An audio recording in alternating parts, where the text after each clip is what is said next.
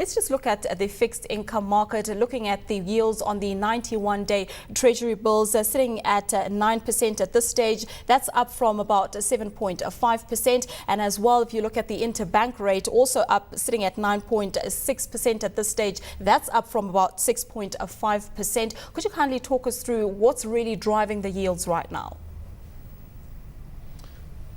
Thank you, Mashudu. I think the last few months we've seen yields coming down quite significantly. If you start at the beginning of the year, yields started around 20%, and they've been coming down quite aggressively, largely because inflation was falling, and in expectation and in anticipation of monetary policy easing, I think the market sort of brought those yields down as well.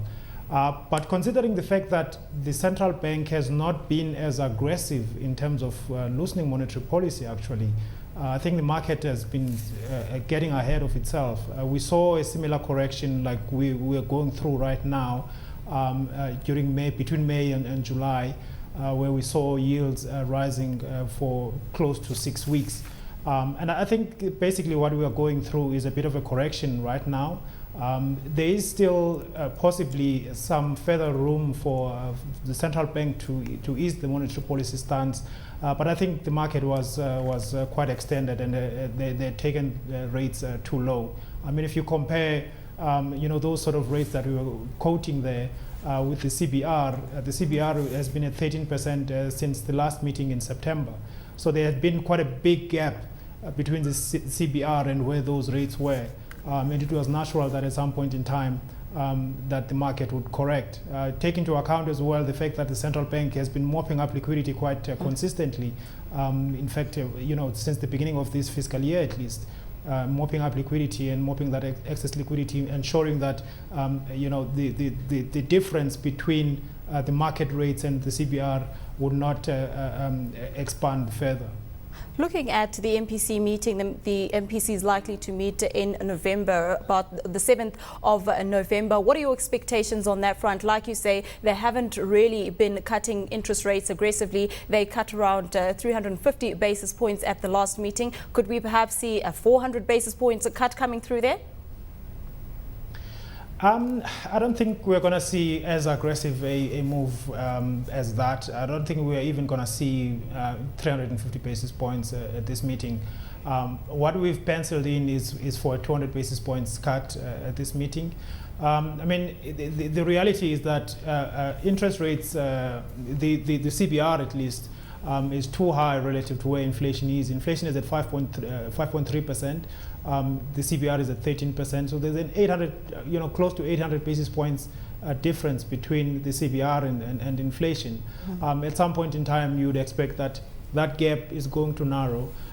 Given the fact that there's no signs of inflationary pressures in the economy, there's no signs that the FX market is going to get disorderly anytime soon. So one would expect that the central bank is going to be much more comfortable in that kind of environment to try to stimulate the economy. Bear in mind as well that in the first half of this year, economic growth has been below 4%. Last year we had economic growth of 4.4%. In the first quarter of this year, we had economic growth of 3.5%. And in the second quarter, we had 3.3%. So there's been a slowdown in economic activity, and I think the central bank is going to be focusing more on trying to get economic activity going again. And as a result of that, especially in an environment where there is no inflationary pressures, in an environment where the currency is not disorderly, they're going to be much more comfortable in terms of easing the monetary policy stance. But I think it's going to be a gradual process. I don't think that they're going to be very aggressive at this meeting. Looking at the currency, Phumelele, we have it stabilizing at around 85 shillings against the dollar. Well, that's up from 84 shillings like about a month ago. What is your outlook for the currency for the rest of the year?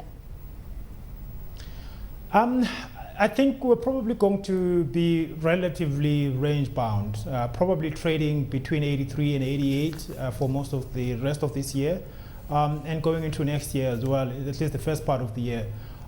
There is no evidence that there are a balance of payments problems that are brewing in the economy. As I indicated, the first half of the year, economic growth was quite slow, which meant that import demand was slow as well. It also meant that the current account deficit was declining. So most of the pressure that we saw over the course of last year have been reversed. The FX reserves of the central bank have increased by more than $1 billion since the beginning of the year. So the balance of payments, overall balance of payments has improved quite significantly. It does provide the central bank with the means to stabilize the currency should it need to. And so I think between now and the end of the year, we're probably going to be range bound in this sort of between 83 and 88 as far as the exchange rate is concerned.